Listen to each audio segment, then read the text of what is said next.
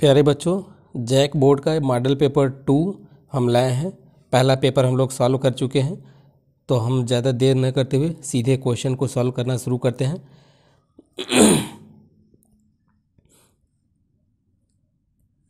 पहला क्वेश्चन है कि किसी अवतल दर्पण की फोकस दूरी तथा वक्रता त्रिज्या के बीच संबंध क्या होगी।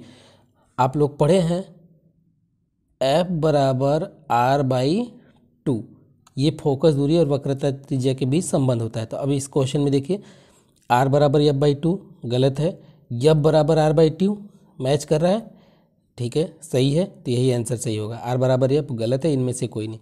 तो क्वेश्चन नंबर क्या हो, कौन सही हो गया? 2, मतलब बी। क्वेश्चन नंबर 1 का बी सही है। Next question number 2।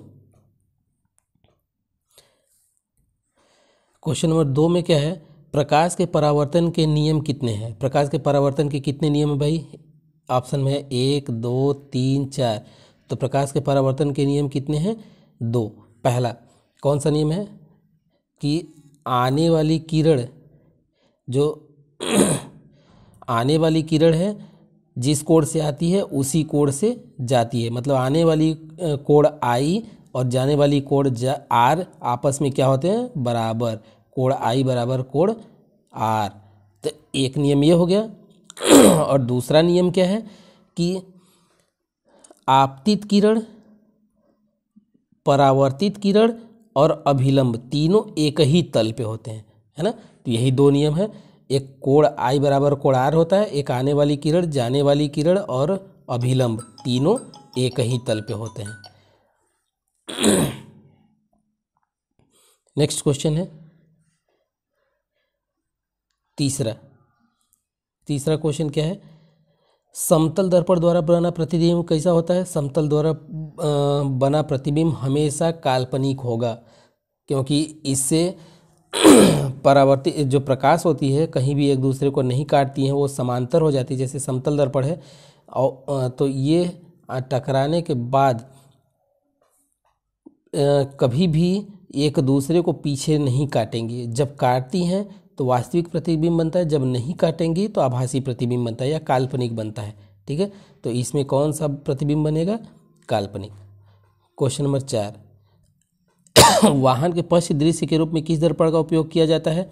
सब लोग जानते हैं कि उत्तल दर्पण का प्रयोग किया जाता है। उत्तल दर्पण क्या होता है? उत्तल दर्पण ऐसे इस टाइप के उत्तल दर्पण हो गए।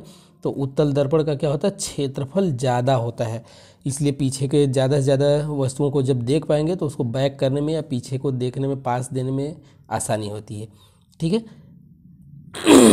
क्वेश्चन नंबर 5, निम्न में कौन से पदार्थ के लेंस बनाने के लिए उपयुक्त नहीं, निम्न में से कौन सा पदार्थ लेंस बनाने के लिए प्रयुक्त नहीं किया जा सकता? देखिए, जल जो पारदर्शी होगा उसका लेंस बन सकता है, जो पारदर्शी नहीं होगा वो लेंस नहीं बन सकता। जल पारदर्शी है, बन सकता है। कांच पारदर्शी है, प्लास्टिक भी पारदर्शी होते हैं, लेकिन मिट्टी कभी भी पारदर्शी नहीं होगा, मतलब इसका लेंस नहीं बन सकता। तो कौन सा आंसर हो जाएगा? 4।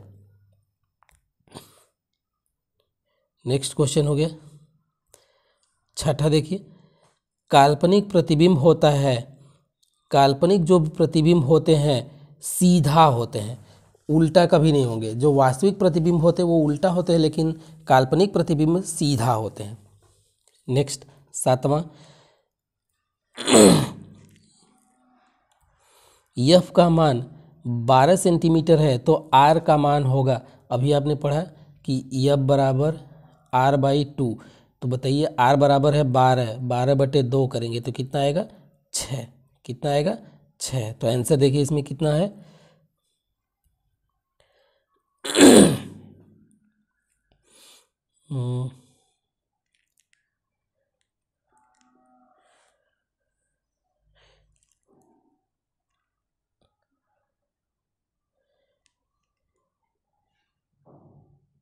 एक मिनट, सवाल में देखिए दिया है कि F बराबर R/2 पूछा है, R का मान पूछा है भाई। तो R बराबर क्या हो जाएगा? F × 2। तो F का मान है 12 सेंटीमीटर, तो 12 × 2 बराबर क्या हो जाएगा 24। क्या हो जाएगा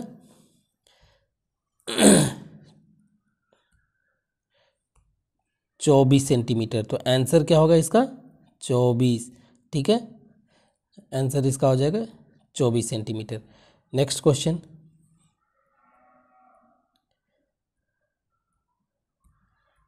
8वां क्वेश्चन देखिए, वाहन में अग्रदीपों में किस दर्पण का उपयोग किया जाता है। भाई जो मोटर गाड़ी है तो आगे यहाँ पे हेडलाइट में बल्ब लगा होता है ना, तो यहाँ पे ये वाला जो पोर्शन ऐसे होता है, यहाँ पे दर्पण कौन सा होता है अवतल दर्पण। कैसा दर्पण अवतल दर्पण। ये हेडलाइट है क्योंकि अवतल दर्पण होगा तो ये प्रकाश को ऐसे फोकसित करेगा। ठीक है, तो इसमें कौन सा दर्पण हो जाएगा अवतल दर्पण। नेक्स्ट, अवतल लेंस के सामने रखी वस्तु का प्रतिबिंब सदैव, अब देखिए दर्पण कौन सा है अवतल दर्पण।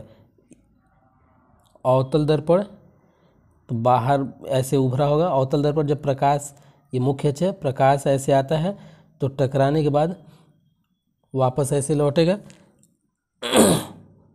एक मिनट, इसको ध्यान से देखिए। अवतल दर्पण अगर ऐसे है, अगर कोई वस्तु यहाँ से प्रकाश आती है तो टकराने के बाद ये क्या होगा कहीं न कहीं मुख्य अक्ष पे काटेगा, और जब मुख्य अक्ष पे काटता है और उसी दिशा में काट रहा है तो यहाँ पे वस्तु का जो प्रतिबिंब बनेगा कैसा बनेगा वास्तविक बनेगा। जब प्रकाश कहीं आपस में मिलते हुए दिखाई देते हैं तब वास्तव में मिलते हैं, तब वह प्रतिबिंब कैसा बनता है वास्तविक बनता है। अगर यही मिलते हुए नहीं बल्कि आभास होता है तो वहाँ पे प्रतिबिंब आभासी बनता है। तो यहाँ पे प्रतिबिंब बनेगा वास्तविक, और जब प्रकाश काट दे टकराने के बाद ऐसे कट एक दूसरे को काटती हैं, जैसे ऐसे प्रकाश है टकराने के बाद जब ऐसे आएगी ऐसे जाएगी तो मुख्य अक्ष को जैसे ही काटेगी तो ये प्रकाश उल्टा हो जाता है, मतलब वास्तविक और उल्टा प्रतिबिंब बनेगा। कैसा बनेगा वास्तविक और उल्टा। अब इसमें देखिए खोजिए, आभासी सीधा गलत है, वास्तविक सीधा गलत है, काल्पनिक उल्टा गलत है, वास्तविक और उल्टा, तो यही वाला सही हो जाएगा। अवतल लेंस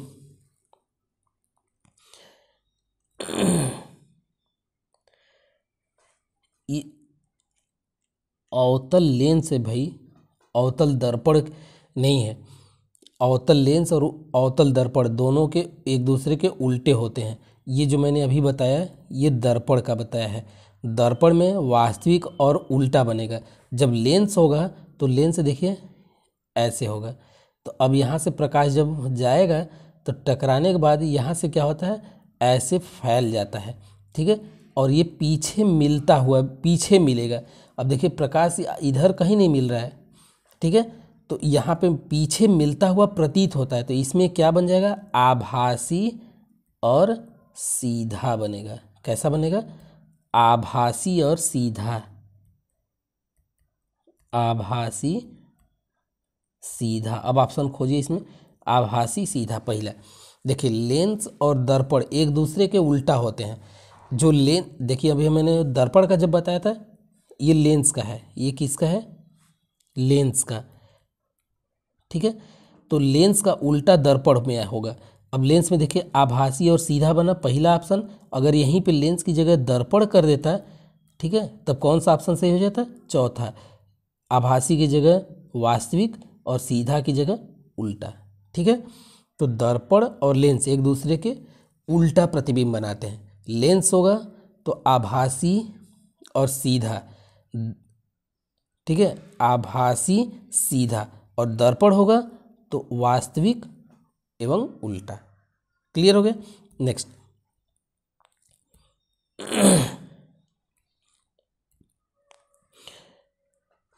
10वां देखिए, डायोप्टर मात्रक है। ये किसका मात्रक होता है भाई लेंस की क्षमता का या शक्ति का। लेंस की क्षमता को P बराबर 1/f लिखते हैं ना, तो लेंस की क्षमता का मात्रक क्या होता है डायोप्टर होता है, और डायोप्टर को D से प्रदर्शित करते हैं, तो इसका ऑप्शन हो जाएगा C। 11वां क्वेश्चन देखिए, 2 डायोप्टर क्षमता वाले लेंस का फोकसांतर क्या होगा। देखिए अभी सूत्र हमने लिखा P बराबर 1/f। सवाल में कह दिया है 2 डायोप्टर, मतलब P बराबर 2D दिया हुआ है, तो फोकस पूछ रहा है। तो अब यहाँ फोकस पूछ रहा है तो इसको इधर लाइए और P को इधर लाइए, मतलब F बराबर 1/P हो जाएगा। ठीक है, तो F बराबर 1/P का मान कितना है 2, तो 2 रख दीजिए, काट दीजिए, तो कितना आएगा 0.5। ठीक है, अब 0.5 ये मीटर में आएगा, अगर इसको सेंटीमीटर में बदलेंगे तो 50 सेंटीमीटर हो जाएगा। अब इसमें देखें 20 सेंटीमीटर, 30 सेंटीमीटर, 40 सेंटीमीटर, 50 सेंटीमीटर, तो कौन सही हो जाएगा 50 सेंटीमीटर। ठीक है, नेक्स्ट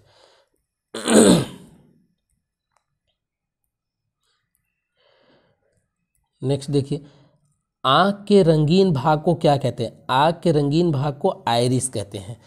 आँख के रंगीन भाग को क्या बोलते हैं? आइरिस। नेक्स्ट, मानव नेत्र के जिस भाग पर किसी वस्तु का प्रतिबिंब बनता है उसको क्या बोलते हैं भाई? रेटिना। क्या बोलते हैं? रेटिना, या उसी को बोलते हैं दृष्टिपटल। दृष्टिपटल। तो अब देखिए इसमें ऑप्शन क्या है? दृष्टिपटल चौथा, तो यही ऑप्शन सही है। नेक्स्ट देखिए 14वां क्वेश्चन, दिए गए समीकरण में कौन रासायनिक अभिक्रिया हो रही है?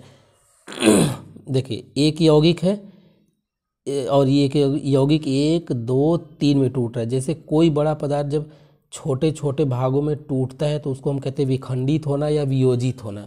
ठीक है, तो अब इसी प्रकार देखिए ये बड़ा पार्ट है, छोटे छोटे टुकड़ों में टूट रहा है, तो यहाँ पे क्या हो रहा है भाई? वियोजन। तो ये कौन सी अभिक्रिया है? वियोजन अभिक्रिया। नेक्स्ट 15वां क्वेश्चन, निम्नलिखित में से कौन सी रासायनिक अभिक्रिया संतुलित है? अब संतुलित होने के लिए भाई देखिए जो बाएं तरफ होता है उसको बोलते हैं अभिकारक, और अभिक्रिया के दाएं तरफ जो होता है उसको बोलते हैं उत्पाद। तो अभिकारक और उत्पाद दोनों में जब अणुओं की संख्या बराबर होगी तो उसे हम बोलते हैं क्या? कि अभिक्रिया संतुलित है। अब इसमें देखिए जरा हम मिलाते हैं, इधर 2 सोडियम, इधर 1 सोडियम, ये संतुलित नहीं, गलत। दूसरे वाले में देखिए 4 एल्यूमिनियम, 2 दूना 4 एल्यूमिनियम, 2 दूना 4 ऑक्सीजन, लेकिन इधर 3 दूना 6 ऑक्सीजन, ये भी गलत हो गया। तीसरा देखिए इधर लेफ्ट साइड 2 कॉपर, इधर 1 कॉपर, ये भी गलत हो गया। चौथा में देखिए 1 zinc, 1 zinc, 1 copper, 1 copper, SO4 1, SO4 1, मतलब ये सही है। तो चौथा संतुलित है। ठीक है, नेक्स्ट 16वां क्वेश्चन देखिए, दिए गए समीकरण में किस पदार्थ का उपचयन अपचयन? पहले दिया है पहले क्या दिया है? उपचयन, और फिर क्या दिया है? अपचयन। तो ये जो ऑप्शन दिए हुए हैं पहले उपचयन दिया होगा फिर अपचयन दिया होगा, तो किसका उपचयन हो रहा है किसका अपचयन हो रहा है? समीकरण ये वाला है। देखिए जिसमें ऑक्सीजन जुड़ता है उसका उपचयन होता है। ऑक्सीजन जुड़े तो उपचयन, ऑक्सीजन जब निकले तो उसका अपचयन होता है। ठीक है, अब आपको देखना है कि इस समीकरण में किससे ऑक्सीजन जुड़ रहा है और किससे निकल रहा है। देखिए इधर कॉपर है, इधर कॉपर से ये गलत है, CuO होगा ना। तो इधर Cu से O जुड़ रहा है, मतलब इसका क्या हो रहा है? ऑक्सीजन जुड़ रहा है, मतलब Cu का उपचयन। ठीक है, और Pb से ऑक्सीजन इधर निकल रहा है, Pb में इधर ऑक्सीजन है और इधर निकल रहा है, तो ऑक्सीजन निकल रहा है तो इसका क्या हो रहा है? अपचयन। ठीक है, तो अब आपको पहले बताना है उपचयन फिर अपचयन। तो अब आप इसमें ऑप्शन में छाटिए, पहले उपचयन वाले को। उपचयन किसका हो रहा है? CuO का। CuO, ये इसमें देखिए पहले Pb, इसमें ऑप्शन नंबर 1 में देखिए PbO है, ये गलत हो गया। Cu उपचयन हो रहा है, सही। PbO अपचयित हो रहा है, सही। मतलब यही वाला बी वाला ही सही है। ठीक है,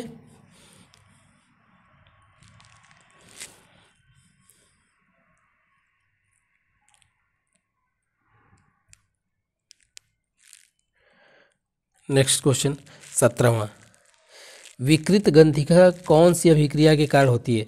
देखिए विकृत गंधिका में क्या होता है, ऑक्सीकृत हो जाता है। ऑक्सीकृत अभिक्रिया को उपचयन कहते हैं। तो ऑप्शन क्या हो जाएगा? ए। चूने से सफेदी करते समय चूने में पानी डालने पर ऊष्मा निकलती है, इसमें कौन सी अभिक्रिया होती है? देखिए जब चूने से ऊष्मा निकलेगी, चूने में पानी डालेंगे तो ऊष्मा निकलती है, तो उसको हम कहते हैं ऊष्माक्षेपी अभिक्रिया। क्या कहते हैं? ऊष्माक्षेपी। अब यहाँ देखिए इसमें भी ऊष्माक्षेपी, इसमें भी ऊष्माक्षेपी, लेकिन इसमें ऊष्माशोषी दोनों में ही थी। ये दोनों तो गलत हो गया पहले ही। ऊष्माक्षेपी संयोजन, ऊष्माक्षेपी ऊष्माक्षेपी संयोजन, ऊष्माक्षेपी संयोजन, ये दोनों ऑप्शन सही है। तो होना चाहिए एक में संयोजन, एक में वियोजन। हालांकि दोनों में संयोजन है तो दोनों ऑप्शन सही हो जाएगा। ऊष्माक्षेपी संयोजन, ए और सी दोनों सही है। नेक्स्ट क्वेश्चन, लोहे की कील को कॉपर सल्फेट के विलयन में डालने पर विलयन का रंग धूसर हो जाता है, कौन सी अभिक्रिया है? तो देखिए इसमें प्रतिस्थापन अभिक्रिया या उसको बोलते हैं विस्थापन अभिक्रिया। कॉपर सल्फेट विलयन है CuSO4, उसमें जब लोहे की कील डालते हैं Fe, तो Fe क्या करता है, यहाँ से कॉपर को हटा देता है और खुद बना देता है FeSO4, फिर सल्फेट बना देता है और Cu को बाहर कर देता है। तो देखिए Fe ने कॉपर को यहाँ से क्या किया, विस्थापित, इसलिए इसका नाम है विस्थापन अभिक्रिया। ठीक है। 20वां देखिए, निम्नलिखित में कौन सा प्राकृतिक सूचक है? लिटमस पेपर प्राथमिक सूचक है। मेथिल रेड, फिनाफ्थलीन, मेथिल ऑरेंज, ये सब केमिकल हैं, इसीलिए इसमें प्राकृतिक सूचक कौन होगा? लिटमस पेपर, क्योंकि लिटमस पेपर किससे बनता है? लाइकेन, पौधे से, प्राकृतिक है इसलिए इसको प्राकृतिक सूचक बोलते हैं। नेक्स्ट क्वेश्चन,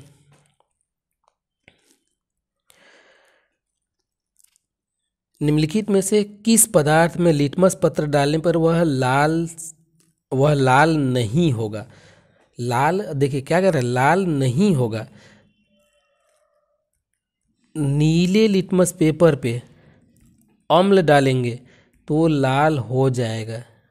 ठीक है, नीले लिटमस पेपर पे अम्ल डालेंगे तो लाल हो जाएगा। अब जब अम्ल डालेंगे तो लाल हो जाएगा, ये कह रहा है लाल नहीं होगा, मतलब वह अम्ल नहीं होगा, क्या होगा? क्षार होगा, तभी लाल नहीं होगा। अब इसमें देखिए HCl अम्ल है तो ये तो लाल कर देगा। ये पूछ रहा है लाल नहीं होगा तो ये तो लाल कर देगा। HNO3 भी अम्ल है, ये भी लाल कर देगा। एसिटिक एसिड ये भी अम्ल है, ये भी लाल कर देगा। बचा C6H12O6, यह है ग्लूकोज। ग्लूकोज अम्ल नहीं होता है, मतलब यह लाल नहीं करेगा। तो ऑप्शन डी सही हो जाएगा। ठीक है। नेक्स्ट क्वेश्चन, दिए गए लवण में क्रिस्टलीकरण जल का, क्रिस्टलीकरण जल क्या कहते हैं? जब किसी यौगिक को CuSO4 है, इसके साथ अगर H2O लिख दिए, जल हो गया, तो ये कहेंगे क्रिस्टली जल। ठीक है, जैसे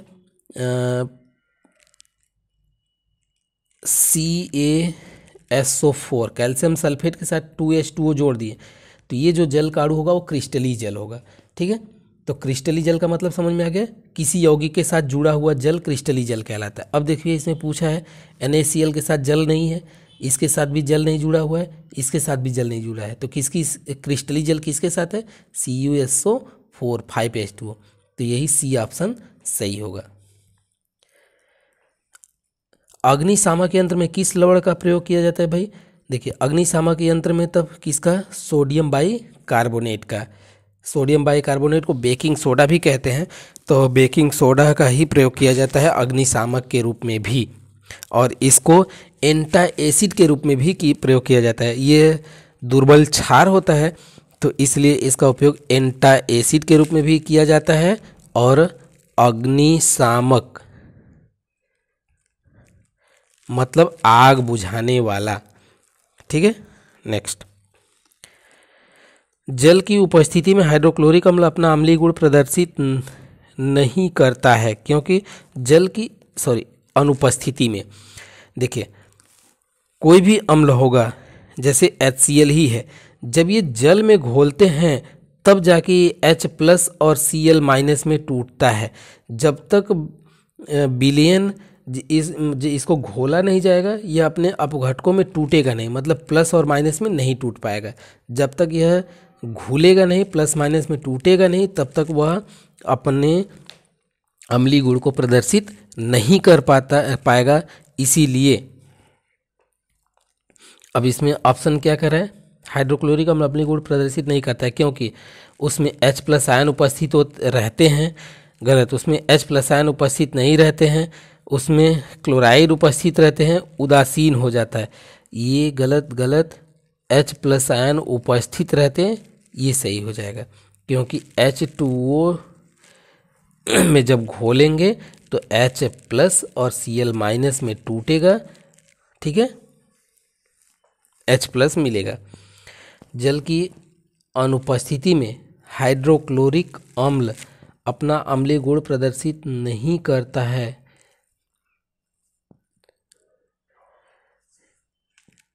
एक मिनट बच्चों, फिर से इस क्वेश्चन को देखो। जल की अनुपस्थिति में हाइड्रोक्लोरिक अम्ल अपना अम्लीय गुण प्रदर्शित क्यों नहीं कर पाता?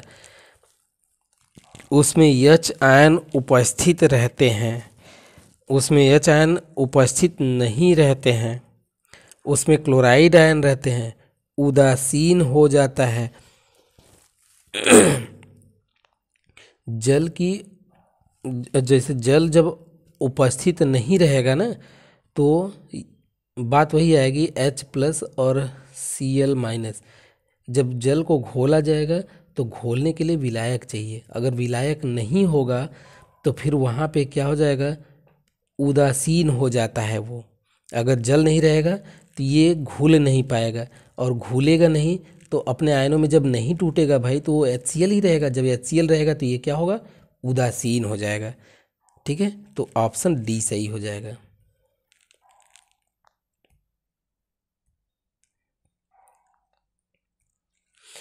पदार्थ ABCD में का pH मान क्रमशः 2, 7, 10, 14 है, कौन अम्ल है? देखिए, 7 से नीचे जितने भी pH मान होंगे वो सब क्या होंगे, अम्ल होंगे, और 7 से ज़्यादा होंगे तो वो सब क्या होंगे, क्षार होंगे। ठीक है, जैसे कह दिया pH मान 8 तो क्षार है, pH मान 9 क्षार है, pH मान 14 क्षार है। 1 से 14 तक मान होता है pH मान, कितना, 1 से 14 तक।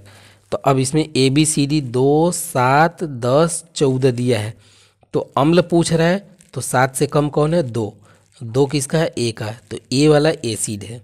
ठीक है, क्षार कौन है तब, 7 से ज़्यादा 10 और 14, तो C और D ये दोनों क्षार हो गए। जिसका pH 7 होगा वो क्या होगा, उदासीन होगा। एग्जैक्ट 7 होगा तो उदासीन होगा, और उदासीन C वाला है तो ये उदासीन है। क्वेश्चन में पूछा था कौन अम्ल है, तो ऑप्शन A सही है।